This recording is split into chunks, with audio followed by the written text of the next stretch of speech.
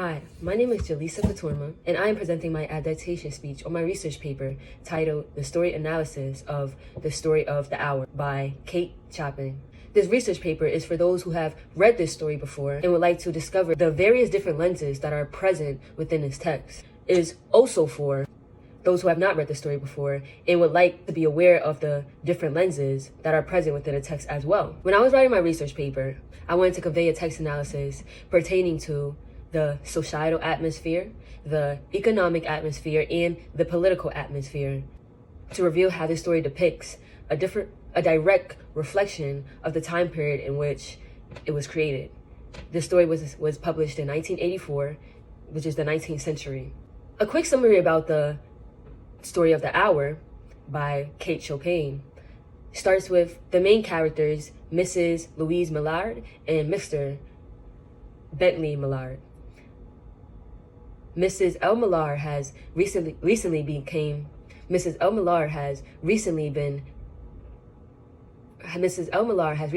mistress, and instead of much sorrow, she reacts with joy and delight. She does this because this is actually a connotation to the fact that she will be starting a new life, essentially her being a whole new person again. Now that her husband has deceased, so does her obligation to be subservient to that man. The story does take a shift, however, when the news becomes unconfirmed. The story does take a shift when this news becomes unconfirmed and it becomes said that he is alive once again. This sudden shift of emotion leads to Mrs. Millard's demise. I am going to describe to you how each of these different environments prove that this story is a reflection of the 19th century. Starting with the political environment, in Western societies, women and men were not deemed equal. Women were deprived of essential rights. This including voting, having legal standing point in the court, control over property when the marriage ended, and more. I use a quotation from the encyclopedia.com stating that women were expected to remain subservient to their fathers and husbands. Their occupational choices were also extremely limited. This was to show that the constraints that were ever present within this period clearly reveals the societal expectations that women were secondary, both in the family and as society at large. The plot in Chopin's story reveals the struggle for women's rights. This was a conflict that was present within the 19th century.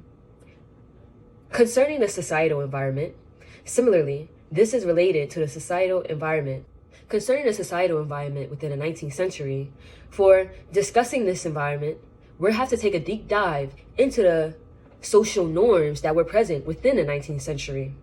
Specifically, what the social norms were within that time. During the 19th century, it was customary for society to be categorized through gender roles and marital status. The editorial that I use to support this, the evolution of American family culture, reveals that it was common for both men and women, marriages, a union, to stay together in a marriage even if one or both parties were unhappy.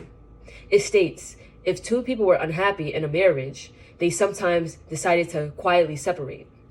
They were legally still married, and they could never remarry someone else unless their first husband or wife died. Chopin's story makes it obvious that Mrs. Millard was not a happy married woman.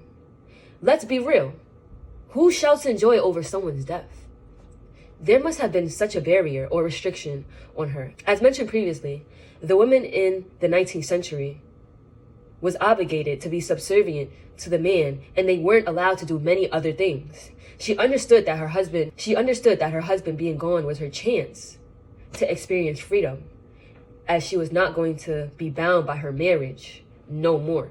Concerning the economic environment, women experienced a decrease of independence financially when they married. They were expected to be housewives, while the husband was expected to uphold the household through his finances. This allowed for the women to release and relay all their financial responsibility on their husbands. This was just one of the few barriers women experienced. According to archives.com, a motto of the Declaration of Independence called for broader educational and professional opportunities for women and the right of married women. Women's voting rights became a central issue. Therefore, not only was there a demand for broader educational opportunities, there was a demand for greater professional opportunities for women as well.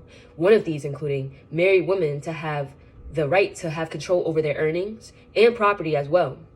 This was one of the starting causes of the women's rights movement, which will begin later in the 20th century.